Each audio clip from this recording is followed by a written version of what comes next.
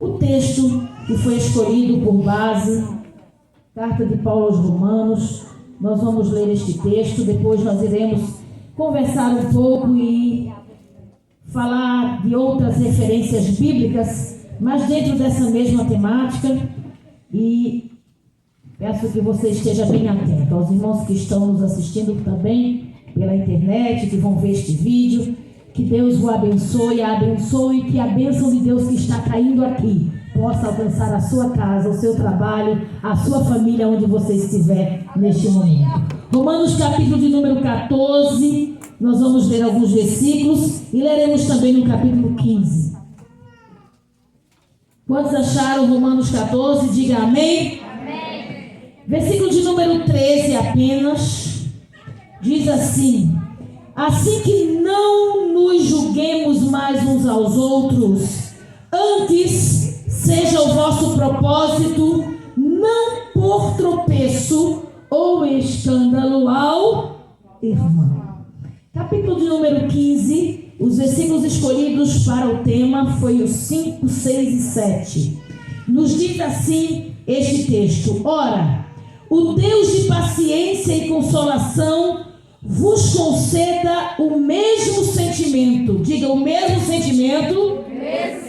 Uns para com os outros, segundo Cristo Jesus. Versículo 6: para que concorde a uma boca, glorifiques ao Deus e Pai de nosso Senhor Jesus Cristo. Portanto, recebei-vos uns aos outros, como também Cristo vos recebeu, para a glória de quem? De Deus. Vamos repetir o tema? Sozinhos somos pétalas. Unidos somos rosas. Estamos falando do masculino porque temos também vários homens aqui. Glória a Deus por isso. Queridos, dentro deste tema e no contexto que o apóstolo Paulo instrui aos romanos, conforme nós acabamos de ler, eu escolhi um tema para abordarmos essa tarde, investindo no meu relacionamento cristão. Já foi falado nesta tarde que este tema fala de união, este tema aborda unidade, e é impossível falar de união sem falar de relacionamento.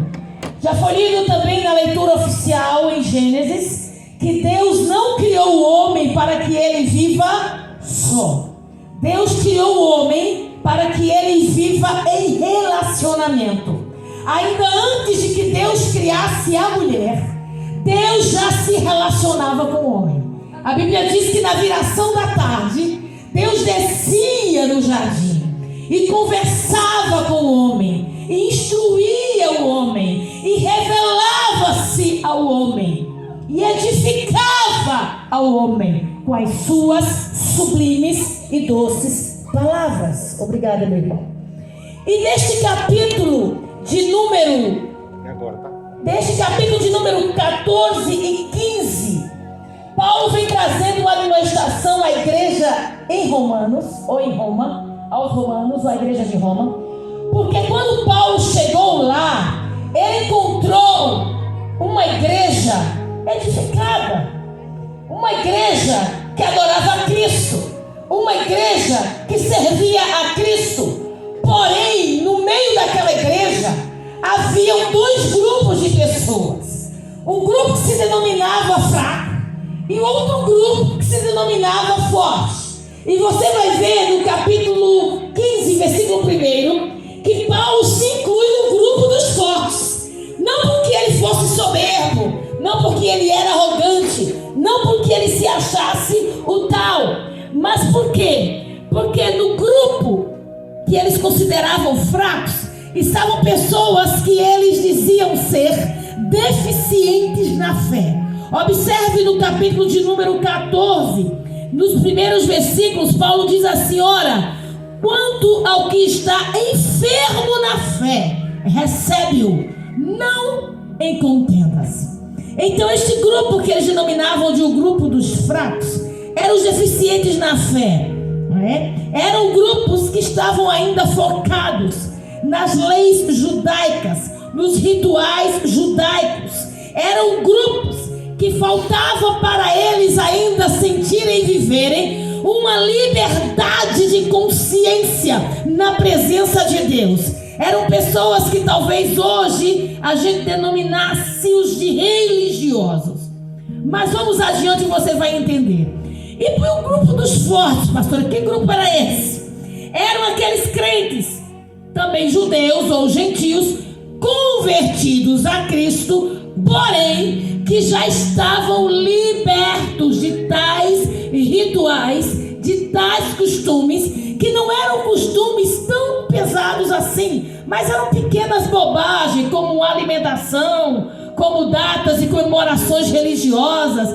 E haviam aqueles que não se afastavam por hipótese alguma da lei, mas haviam aqueles que creram em Cristo e que já conseguiam abrir mão do estilo judaico, do estilo da lei, e absorver a graça que foi implantada por Jesus Cristo e viver a liberdade que Jesus os otorgou, que os apóstolos os estavam pregando. Então, os crentes fortes era a maioria da igreja. Diga glória a Deus. Glória a Deus. Aleluia. Mas os crentes fracos, como eles chamavam, ainda estavam ali infiltrados no meio deles. E isso era motivo de algumas contendas. E a Bíblia vai nos dizer lá em Gálatas capítulo 5, a partir do versículo 19, que quando a gente encontra às vezes no meio da igreja alguns crentes que insistem em reproduzir as obras da carne, a Bíblia não vai incluir eles em grupo de forte ou fraco. A Bíblia vai dizer quais são as suas ações, independentes do seu nível de fé, de sua base cristã, de seus anos de crente. A Bíblia vai dizer que as obras que eles reproduzem, elas são traduzidas ou identificadas como porfia, contendas, inimizades, pelejas. E tudo isso a gente sabe que não traz bem algum para um relacionamento. Quando nós falamos de relacionamento, nós falamos de uma união estabelecida e permitida por Deus, a qual deve ser edificada e mantida sobre uma base única que se chama o amor. Se nós não entendermos que todo relacionamento, quer seja entre amigos, quer seja entre cônjuge, quer seja entre irmãos em Cristo, quer seja este relacionamento que é o primeiro de todos, que é entre mim e Deus, entre Deus e mim, deve ser firmado em amor, nós não chegamos a lugar nenhum.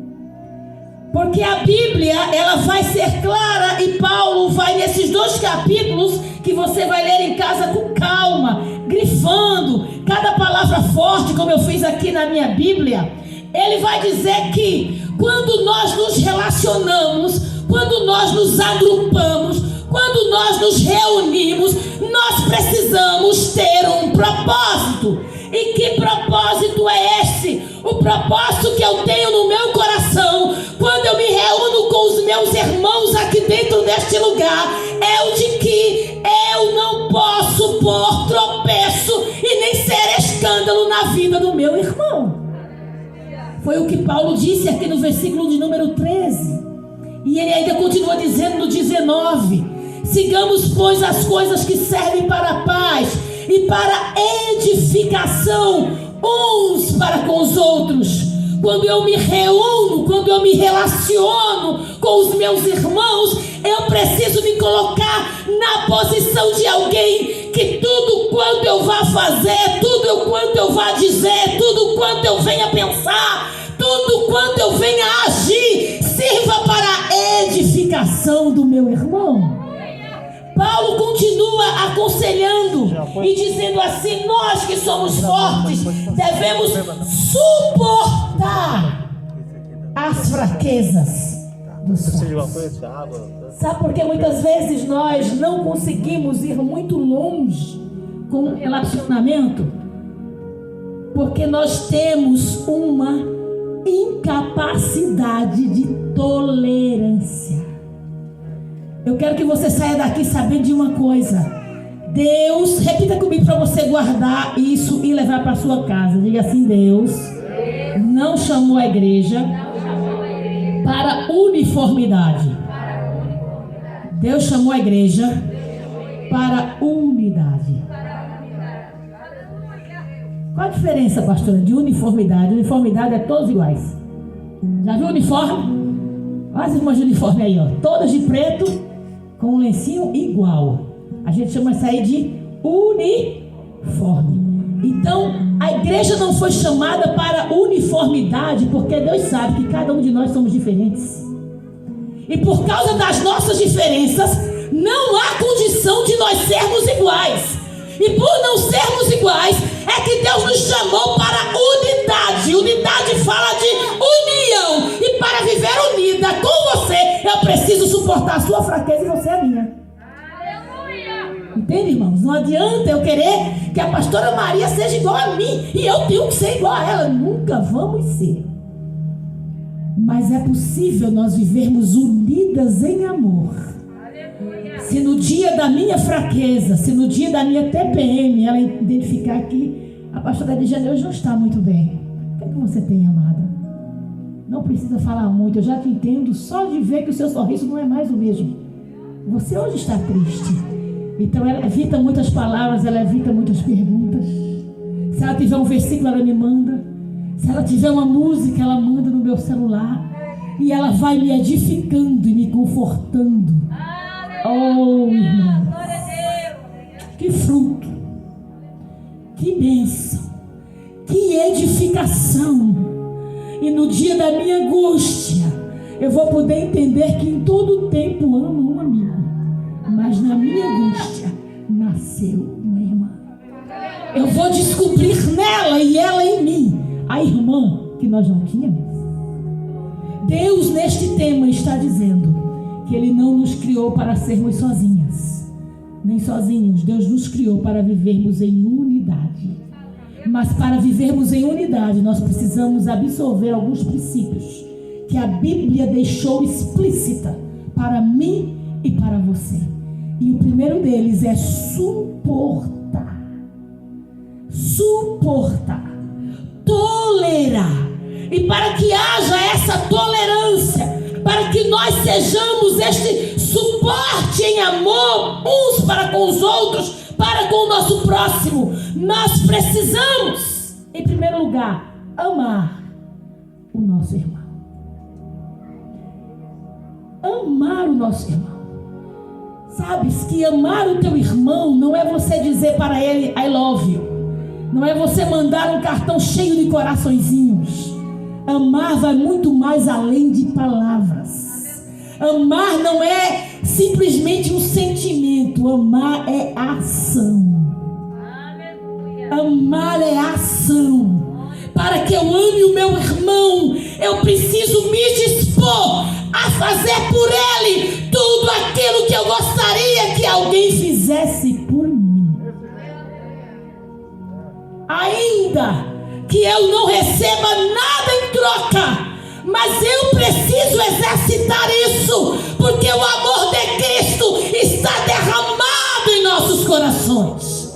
E quando nós imaginamos que o amor dele se derramou por nós antes que a gente o conhecêssemos, ou antes que a gente o amássemos, ele nos amou primeiro, ele se entregou por nós, ele nos escolheu, nos nomeou, nos separou, nos santificou, nos garantiu promessas. Que amor é este?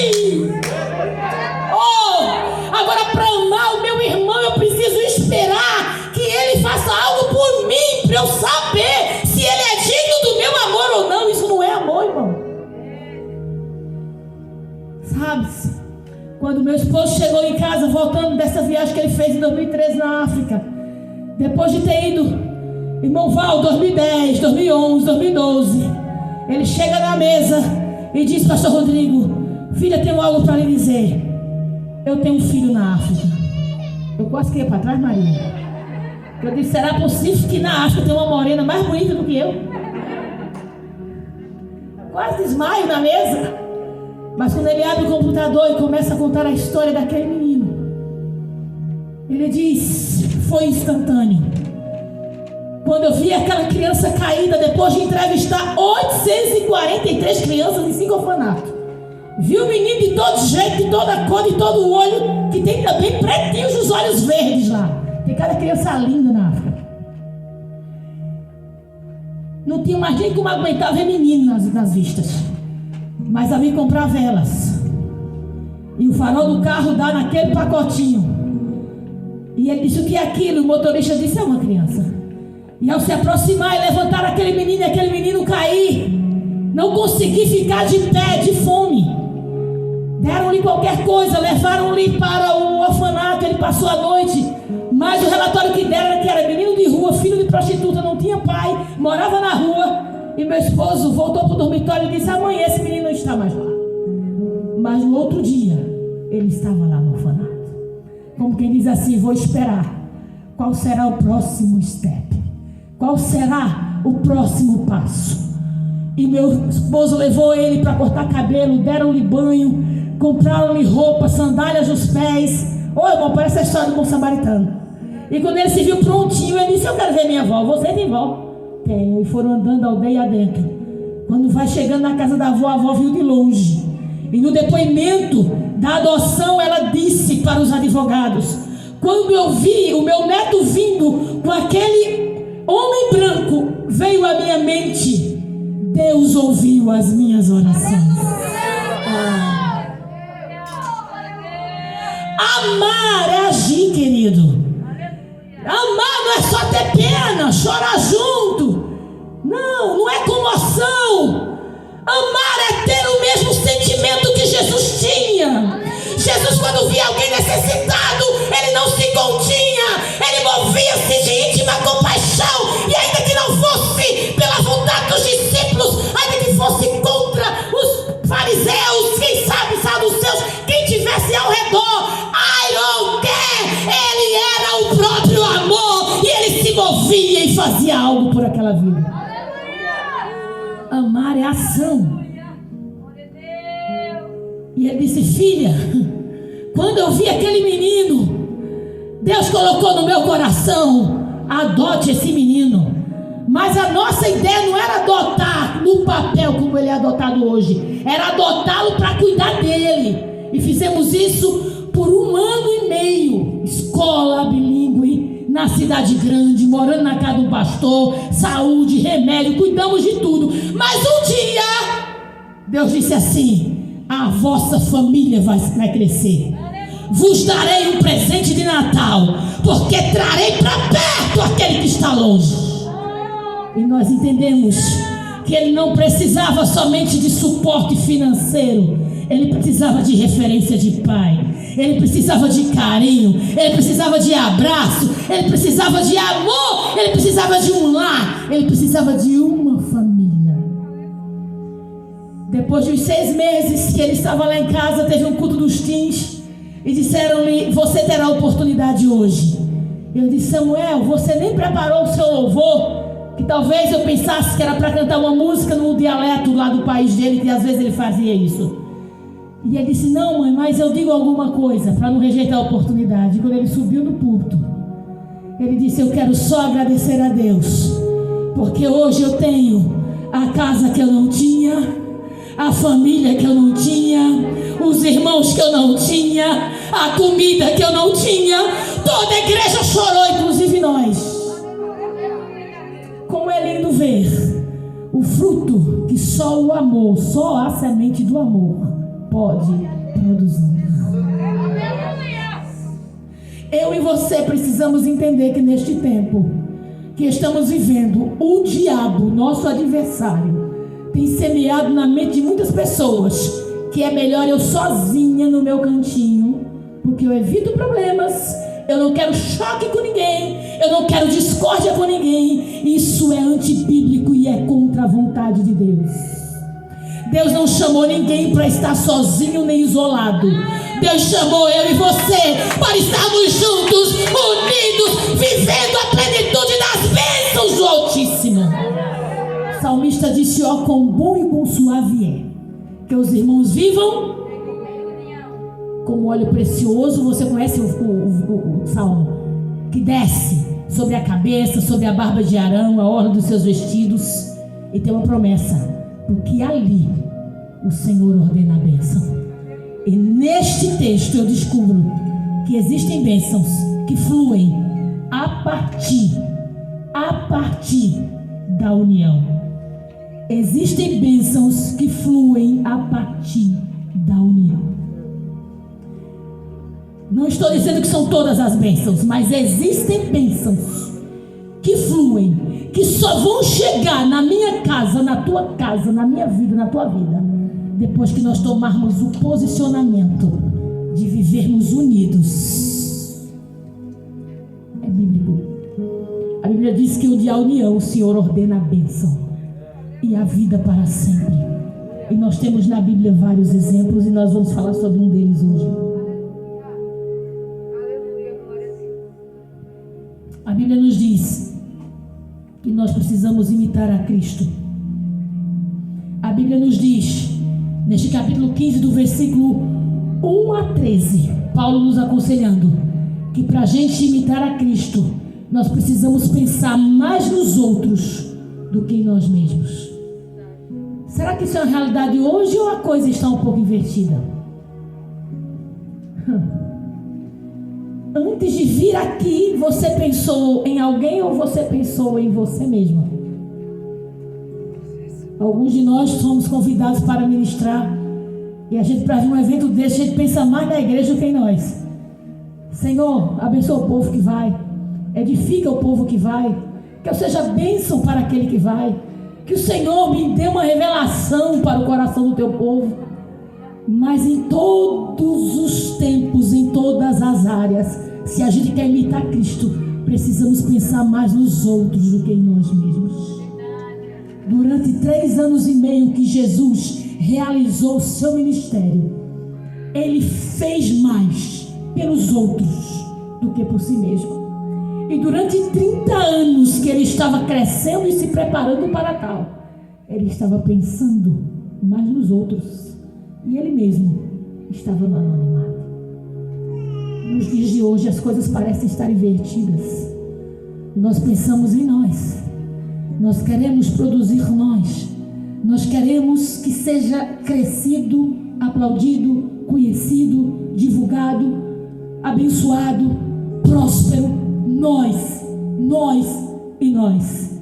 E se nós pensamos assim, nós estamos fugindo do princípio de unidade que Jesus nos ensinou na sua palavra.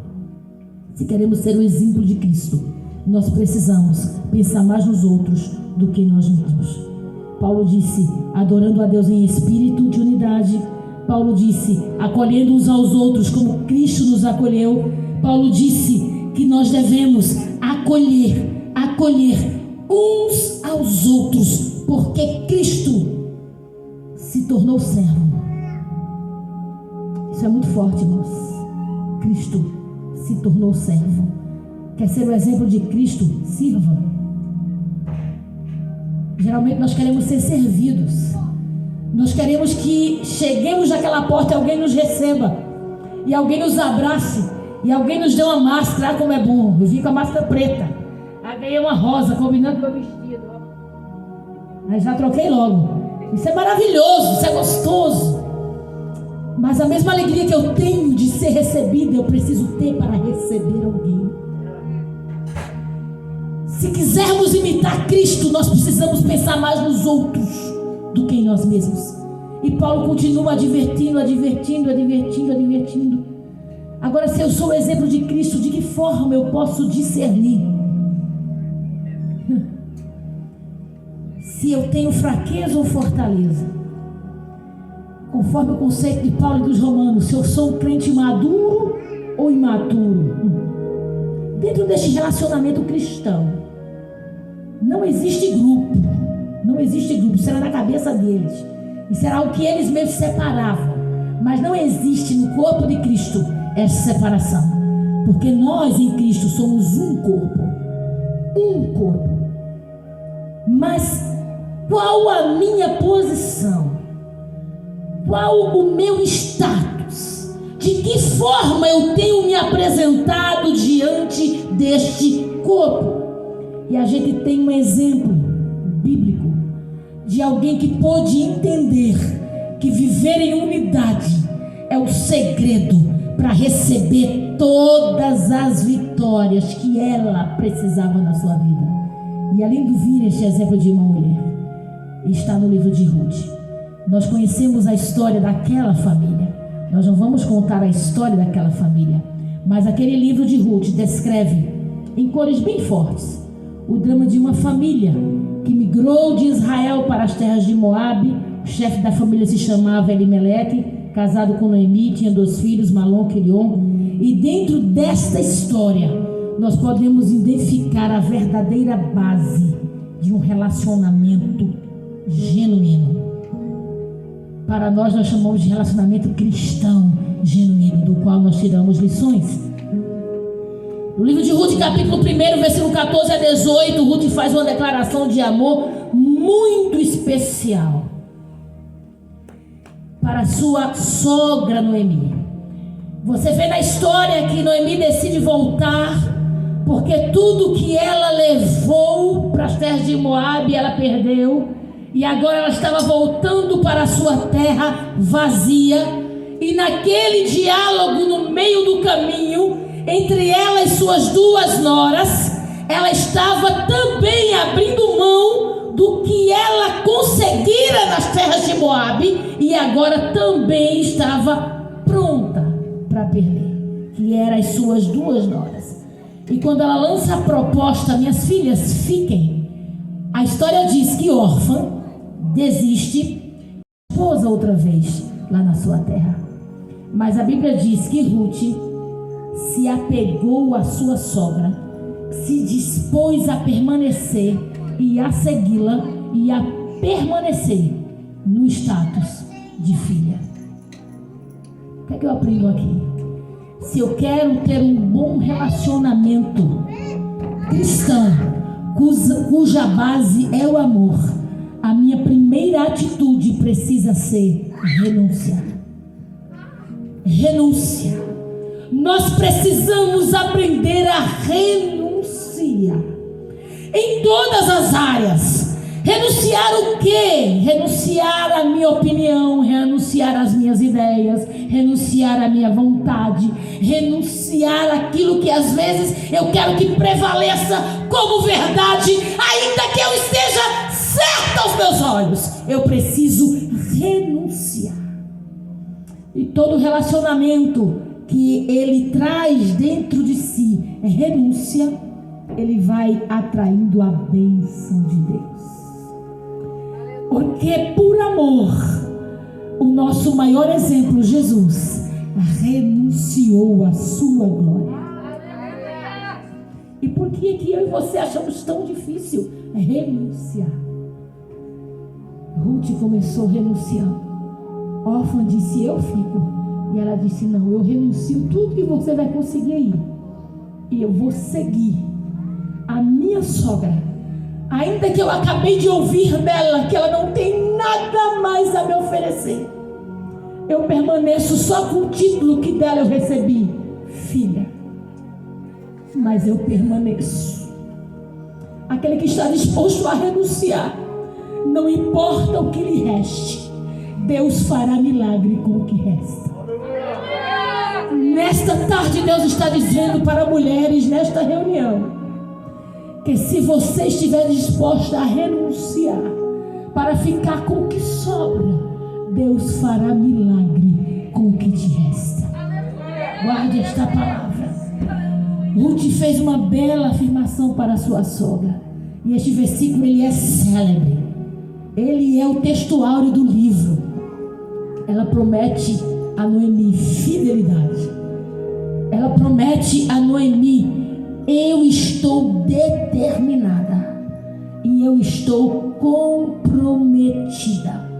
Ela promete a Noemi: eu vou compartilhar, eu vou fazer parte de todo o seu futuro, mesmo que nem você sabe qual vai ser.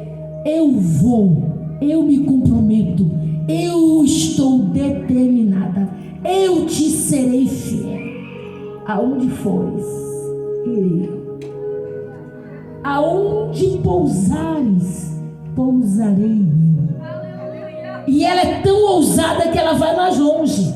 Ela diz assim: eu não vou compartilhar com você somente a viagem, não vou compartilhar somente o seu lar, eu vou compartilhar também a sua fé. O teu povo vai ser o meu povo, o teu Deus vai ser o meu Deus. E agora ela é muito mais ousada. Ela diz: aonde você morrer, eu morrerei lá e também serei sepultada. Olha que nível de renúncia. Ela não só saiu de Moabe, mas ela disse: irmã Suzana, eu nunca mais volto a esta terra. Eu estou pronta para morrer na sua terra, onde você morreu. Você entende esse nível de renúncia? Por amor. Às vezes as nossas bênçãos não chegam porque a gente quer renunciar 50%, 75%. E Jesus diz assim: olha, aquele que não deixar pai, mãe, filho, por amor a mim, não é digno de mim. Isso me ensina que para ter um relacionamento perfeito com Ele, Ele não me aceita 10%, 15%, 50%, como muitas vezes eu quero oferecer para Ele. Ele quer de mim 100%. Se Ele não estiver na minha vida em primeiro lugar, Ele não vai estar em lugar algum. O Senhor não aceita ser o resto. Ele não aceita ser os que sobra. Ele não aceita ter somente se der tempo, somente se sobrar, somente se eu puder. Não. Para Ele eu preciso oferecer as primeiras coisas. As primícias são para o Senhor, diz a palavra de Deus. Mas o nosso nível de renúncia está muito medíocre. A gente não tem coragem de renunciar até a morte. Os discípulos no início não entendiam isso. Pedro até disse: Senhor, cruz para você, jamais. E Jesus disse: para trás de mim, Satanás. Eu renunciei à glória, mas não vou renunciar à cruz.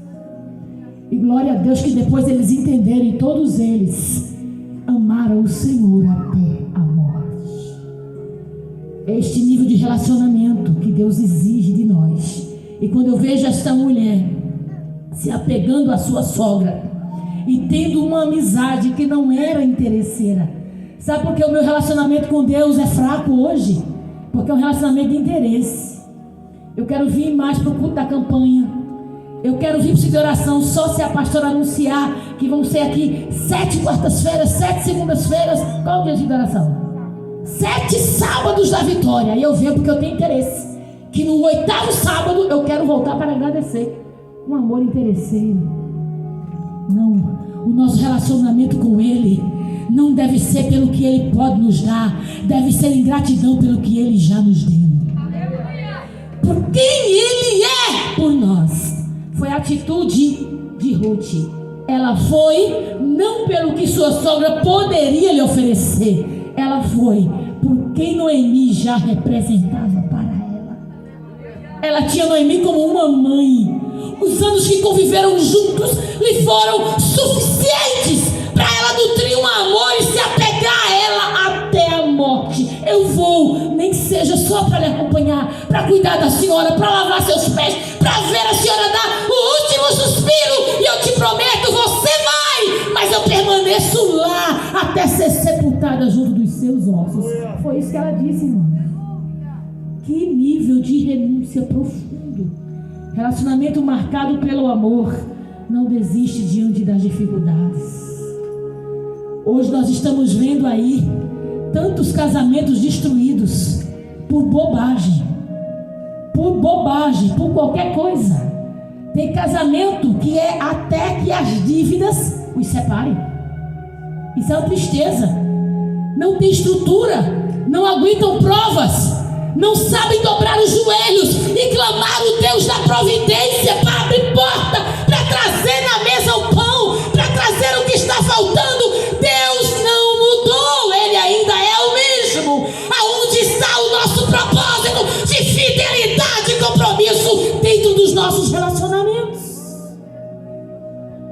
A igreja tem que me agradar. Se o pastor pensar diferente de mim, aquela igreja já não me serve mais, eu já vou para outro lugar. Que é isso? Deus não nos chamou para a uniformidade, nos chamou para a unidade. Meu pastor não precisa e nem tem que pensar igual eu penso. Ele não precisa aceitar a minha opinião. Mas a Bíblia diz que se eu quero viver em comunhão com Deus, eu preciso viver em paz com meu irmão. Então eu tenho que ter paz em 3 esferas. Se eu tenho comunhão com Deus, está lá em 1 João, capítulo 1, versículo de 1 a 7, você lê em casa. Se andarmos na luz como Ele na luz está, temos comunhão uns com os, e o sangue de Jesus Cristo, seu Filho, nos purifica de todo pecado. Mas o contexto desse versículo, a Bíblia diz que eu preciso ter comunhão com Deus, preciso ter comunhão com a minha liderança e preciso ter comunhão com o meu próximo. E não é possível eu ter comunhão se eu não estiver disposta a renunciar e a suportar em amor. Às vezes a gente só quer ter a razão, mas muitas vezes Deus prepara situações para nos levar à prova, para Deus testar se você está forte ou fraco. Vou usar os termos de Paulo para você entender. Quando você está forte, nada te abala. Quando você está forte, coisinhas secundárias não mancham tua fé, não tira teus pés da rocha. Você aguenta firme. Eu era jovenzinha, recém-casada, e liderei um grupo juvenil na igreja onde eu fazia parte em Pernambuco por alguns anos. E naquele grupo tinha jovens, todos jovens e adolescentes, membros da igreja e não batizados nas águas. Só que os que não eram batizados estavam aprontando algumas coisas, e o pastor, que era o líder da igreja, não tinha como puni-los. Então um dia ele me chamou e disse: Irmã Edjane, reúna o grupo, quero uma reunião com todos, e você que é a regente, entra muda e sai calada. Aí para alguns que o temperamento é a flor da pele, aí já quer saber: pastor, é sobre o quê? Qual é a pauta da reunião? O líder não precisa lhe dar satisfação, querido. Se você é servo, você está ali para obedecer. E eu fiz o que o pastor me mandou, convoquei todo o grupo, digo: não pode faltar ninguém, porque a reunião é importante. O pastor quer todo mundo lá. E quando todos se reuniram, o pastor disse: eu quero avisar que hoje é o último dia e última reunião deste grupo. A partir de hoje o grupo está suspenso, não canta mais, não ensaia mais. Porque para punir alguns, eu vou ter que punir todos dessa forma. Aí vocês imaginam o tumulto. E vai vir em cima de quem? Da regente. E a regente tem que fazer o quê? Se posicionar para manter a comunhão com os jovens e manter a comunhão com a sua liderança, para não perder a comunhão com Deus.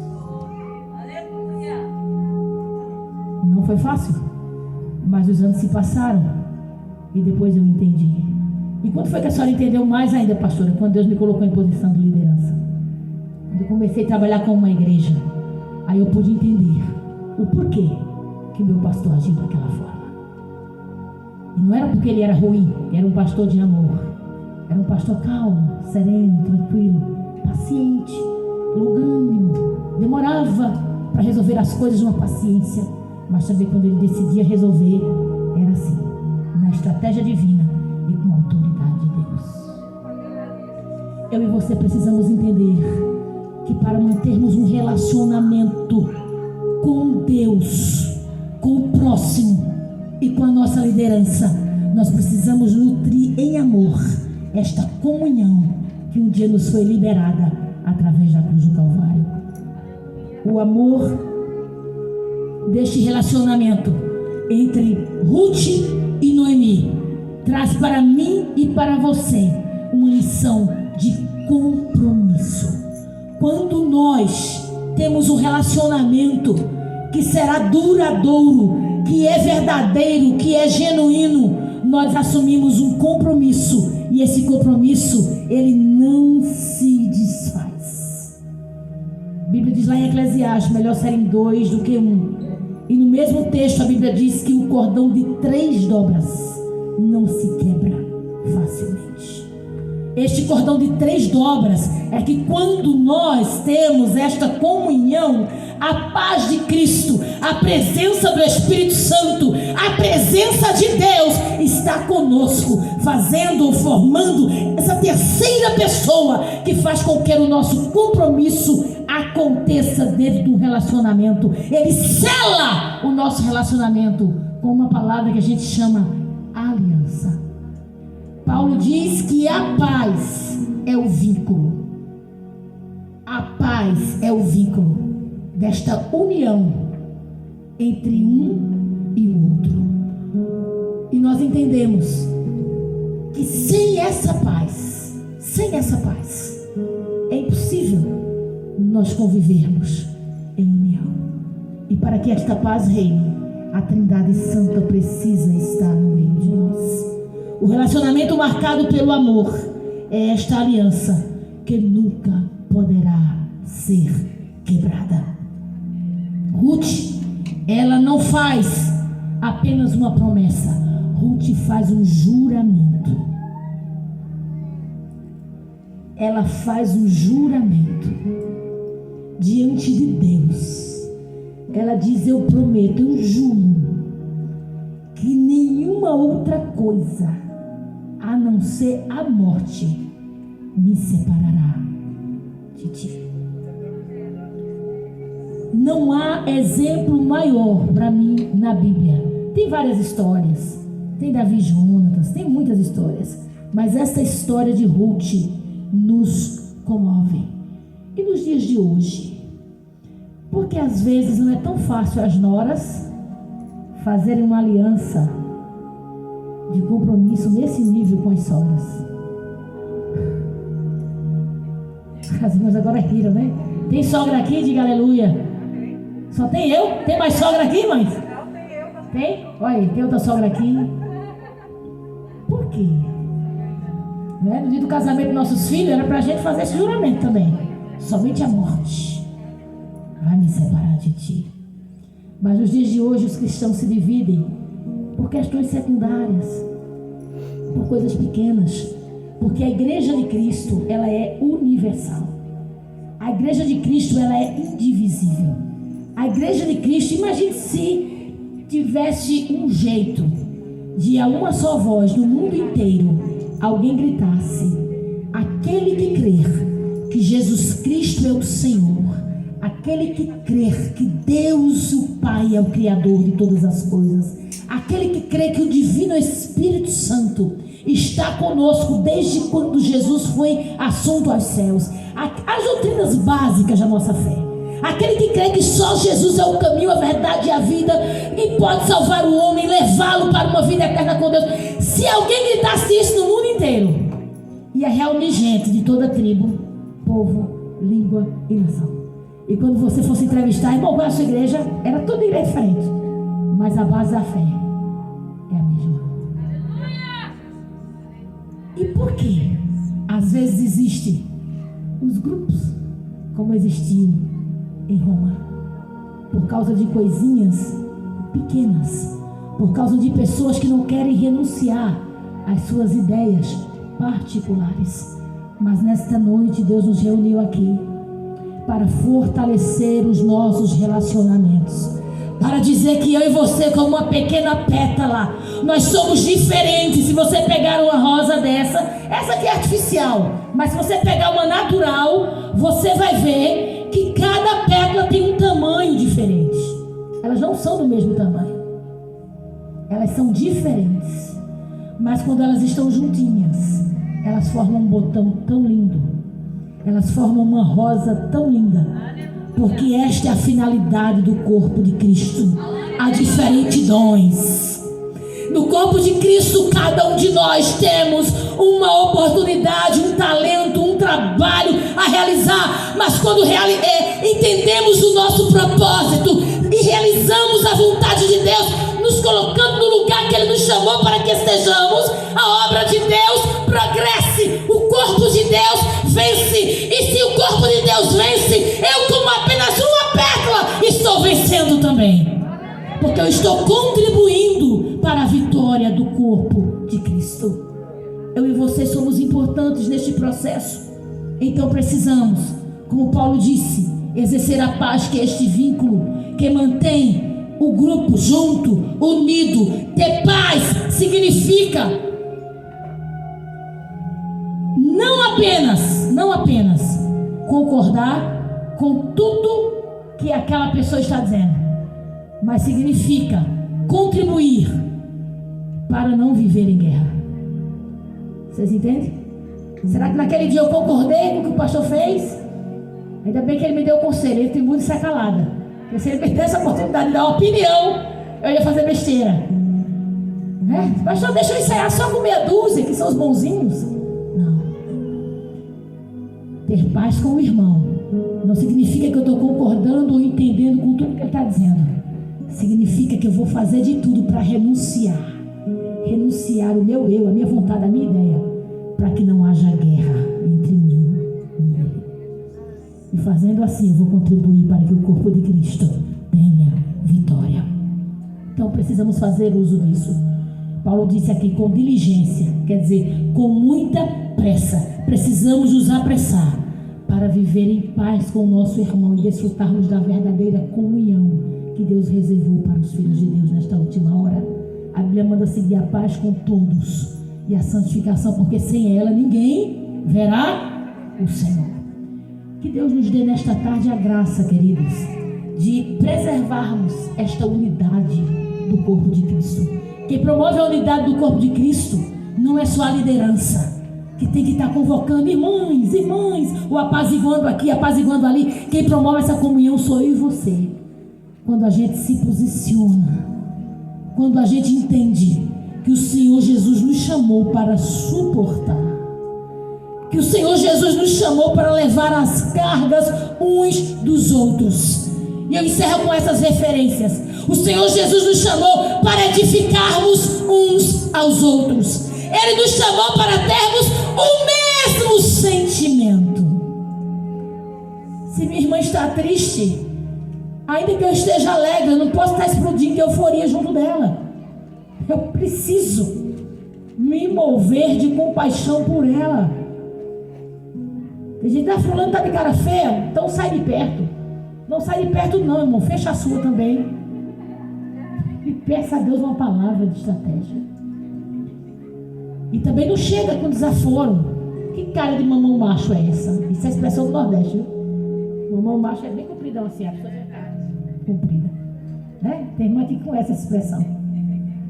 Tem pessoas que gostam de dizer, como diz também no Nordeste, catucar o cão com a vara curta. O irmão já está com o temperamento à flor da pele. Ele chega, diz duas palavras que precisava dizer, aí pega fogo na floresta. Não. Deus nos chamou para sermos pacificadores.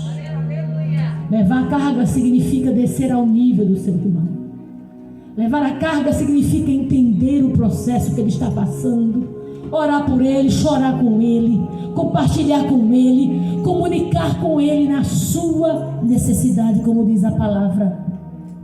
Ninguém dê a outro mal por mal. Mas a Bíblia diz, segue sempre o bem, tanto para com uns para com os outros, quanto para com todos. Fazer o bem, irmão, para quem eu conheço, é fácil. Agora fazer o bem para quem eu nunca vi. Já viu às vezes culto de missões que o pastor faz aquele apelo, irmão, tem uma obra, está em tal lugar, precisando. Aí você, sei lá, será que é esse missionário? Não sei se é verdade ou não, se precisa realmente ou não, se o dinheiro vai chegar lá ou não. Aí você fecha a mão, deixou de ser abençoado. Eu e você precisamos entender que a Bíblia está dizendo fazer o bem uns para com os outros, quer dizer, para o seu próximo que você está vendo, e também para com todos, aqueles que você nunca viu. Faça também o bem. Mas sobretudo, tende ardente amor uns para com os outros, porque o amor cobrirá multidão de pecados. Todo defeito que seu irmão tem, se você chegar junto dele com amor, o defeito vai embora. Eu estou falando só do irmão da igreja, estou falando do teu cônjuge, do teu filho, do teu amigo de trabalho. Use o amor, sendo hospitaleiro uns para com os outros, sem murmuração. Hospitalidade é algo que quase está em extinção. Mas sabe por quê? é o que eu falei, eu gosto de ser recebida, mas nem sempre o meu coração está aberto para receber. Aquilo que eu quero para mim, eu preciso desejar primeiro para os outros. É o princípio da palavra, aquilo que quereis que os outros vos façam, fazei vós primeiro. Você entende que a palavra de Deus, ela é simples, mas dentro deste tema de unidade, ela nos traz conselhos básicos, sólidos, que se nós colocarmos em prática, nós viveremos tudo diferente. Por que foi tão importante Ruth se unir a Noemi? E por quê? Porque as bênçãos que viriam para ela estava vinculada à sua decisão de viver em unidade com a sua sogra. Forasteira, entrou em Israel sem passaporte, pelas portas de trás, como a gente costuma dizer aqui na América, né? Foi trabalhar às escondidas, ninguém pode descobrir que eu sou uma moabita, nem que eu estou aqui, se não tem problema. Viúva, mas a decisão que ela havia tomado, o juramento que ela havia feito diante de Deus, agradou o coração de Deus. Porque ela fez como Jesus, pensou primeiro na sogra, para depois pensar em si própria. E o desfecho da história, vocês sabem. Casou-se com Boaz, se tornou, na época, uma das maiores fazendeiras, latifundiárias, se você quiser dar de nomenclatura aí, das terras de Israel. A moabita, que chegou sem documentação, se tornou cidadã israelense. Dá para dar um glória aí não, irmão? Aí você está esperando um brincar na América e pensando como é que vai ser. Deus está dizendo: abra mão da desunião, submeta-se a renunciar, una-se, pois, a Ele e tem paz. Deus está dizendo essa noite aqui. E você vai ver bênçãos imigratórias descer dentro da tua casa. Porque se desceu na casa de Ruth, vai descer na sua casa também. E a coisa que eu acho mais linda é que Ruth gera Obed no colo de Noemi. Uma mulher que pensou que nunca mais teria descendentes. E da geração de Obed gera Jessé. Jessé gera Davi. E Jesus é chamado filho de Davi. De uma mulher improvável, Deus liberou bênçãos provenientes da união. Deus tem bênçãos nessa tarde para liberar sobre esta igreja. Deus tem bênçãos nesta tarde para liberar sobre a tua casa. Deus tem bênçãos nesta tarde para liberar sobre o teu trabalho. Deus está dizendo: suporte, una-se e receba o milagre que eu estou liberando hoje. Deus está dizendo: não é impossível. Tome posse deste conselho bíblico que o Senhor nos deu. Deus está dizendo: tenha o mesmo sentimento, una-se à sua liderança. Ah, mas eu estava pensando assim. Renuncie o que você estava pensando. Se você é servo, você vai obedecer. Talvez você esperasse ouvir algo talvez diferente, mas nesta tarde eu tenho de Deus a oportunidade de entregar a você desta rápida receita. Viver em unidade não é a ausência de pensamentos divergentes. Viver em unidade é eu renunciar o que eu penso, é eu calar a minha voz, é eu silenciar para dar oportunidade ao meu irmão, à minha irmã, ao meu líder, e esperar que Deus, a seu tempo, haja em meu lugar.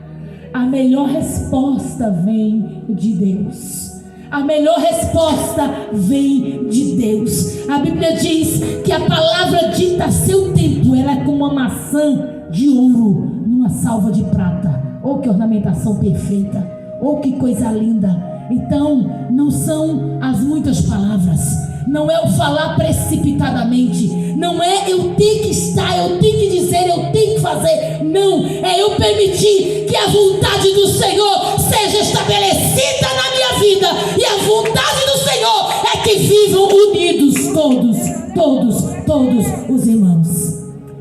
Se nós permanecermos neste propósito, daqui a 1 ano, Deus multiplicará muito mais este grupo de mulheres. Faça para o Senhor. Faça com alegria. Faça sempre para agradar o coração de Deus. Sinta-se feliz em servir. Aprenda com Cristo. Ele renunciou e ele se fez servo. Servo de todos os irmãos, de todos os irmãos. Lavou os pés dos discípulos. Irmãos, nutrir a amizade de quem está perto é fácil. Mas eu lhe pergunto essa semana, o que você fez para nutrir a amizade de quem você conhece face a face? Será que você ligou para todos os seus amigos, mandou uma mensagem pelo menos para metade deles? Ao longo da vida, nós constituímos muitas amizades e nutrimos pouquíssimas. Por quê? Porque falta esta vitamina do amor, que é o serviço ao próximo.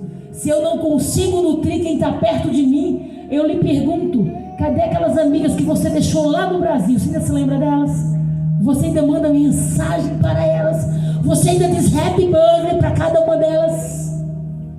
Relacionamento duradouro é aquele que nunca vai cair no esquecimento. Acima de tudo, tenha um coração grato.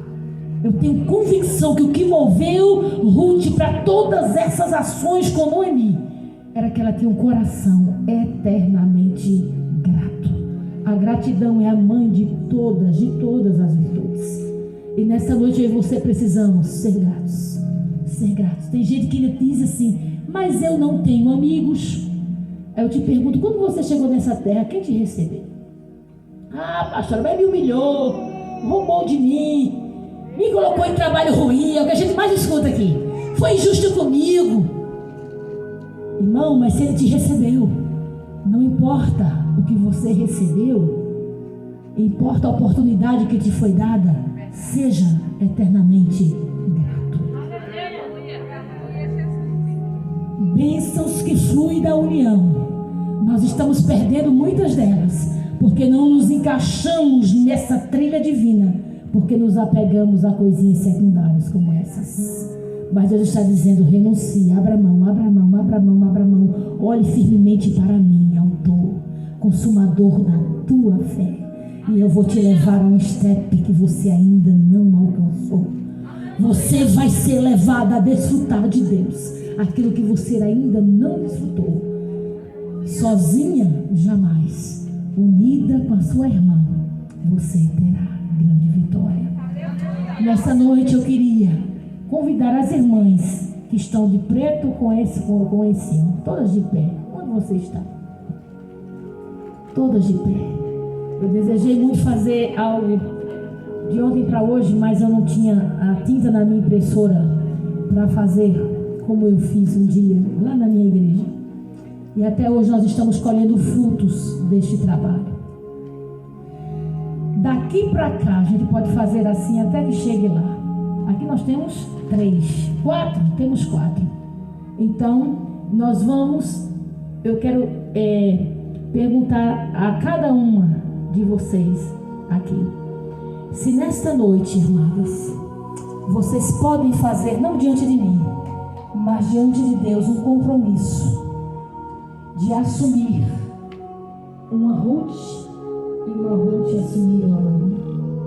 Não precisa ser sua sogra, não precisa ser sua nora, mas aqui em Cristo nós somos todas irmãs. E na noite de hoje nós vamos assumir um compromisso, 2 a 2. Você sabe essa irmã que está aí do seu lado? 2 a 2. 2 a 2. 2 a 2. Aí mesmo você está. 2 a 2. Quem é sua próxima? Veja quem é sua próxima. Veja quem é sua próxima. Ninguém vai ficar sozinho. 2 a 2. 2 a 2. 2 a 2. Tem alguém sozinho? Se tiver, procura uma companheira aí. Você vai olhar para essa irmã e você vai dizer a ela a partir de hoje: eu estou determinada a fazer de você a minha amiga de oração. Se você não tinha um ombro, a partir de hoje você tem o meu. Se você não tinha uma confidente, partir de hoje, sua confidente sou eu. Suas lágrimas serão as minhas lágrimas. Seus sorrisos serão os meus sorrisos. Eu te autorizo ter o meu telefone e no dia que eu esquecer o seu aniversário, você me manda um texto. Querida, esqueceu de mim? Vamos orar juntas, jejuar juntas, porque sozinha eu era apenas uma pétala. Mas junto com você e as demais companheiras, nós somos uma rosa do jardim de Deus. Saiba o Senhor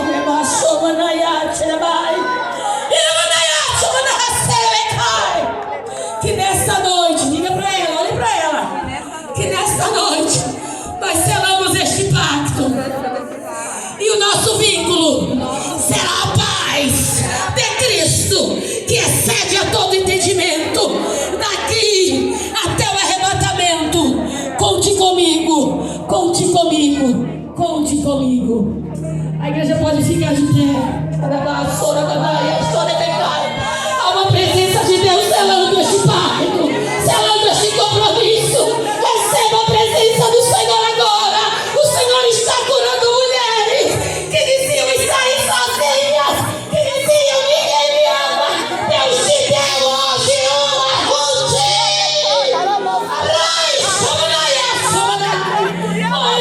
Deus te deu uma Ruth hoje. Saiba que tudo que você fizer para a sua companheira, Deus há de te retribuir 1000 vezes mais. Toda vez que você for numa loja e pensar em algo para você, pense em algo para a sua amiga. Você entende? Vamos viver o que a palavra de Deus nos ensinou. Não adianta ouvir, mas o importante é colocar em prática. Faça isso, faça isso. Na minha igreja ainda hoje a gente se chama umas às outras amigas de oração. E tem produzido muito fruto. Deus vai surpreender você, mulher. Deus vai te surpreender no dia da tua angústia. Você vai ver que Deus vai falar com esta amiga e ela vai te mandar um louvor, um versículo, uma palavra, e vai levantar teu ânimo e você vai conquistar as suas promessas. Deus querido, há uma glória neste lugar que paira sobre as nossas vidas. Nesta noite nós entendemos que o Senhor nos chamou para vivermos esta unidade do Espírito. Senhor, para levarmos as cargas umas das outras. Havia amigas nossas, irmãs tão próximas, cansadas, com os ombros cansados, mas a partir de hoje eu me prontifico a compartilhar com a minha irmã. Nós nos prontificamos a compartilhar com a nossa liderança. Nós nos prontificamos a compartilhar com o nosso próximo, a pensar primeiro neles, depois em nós, aprendendo com Cristo. Nos ensina, impregna no nosso coração esta palavra de unidade, que saiamos daqui disposta a sermos uma em Ti, como Tu és um com o Pai. Amado Mestre, visita o coração de toda essa igreja. Entra nos relacionamentos conjugais, entra nos relacionamentos cristãos, entra nos relacionamentos entre patrão e empregados. Pai, que nesta hora cada um receba o teu renovo, estratégia de vida.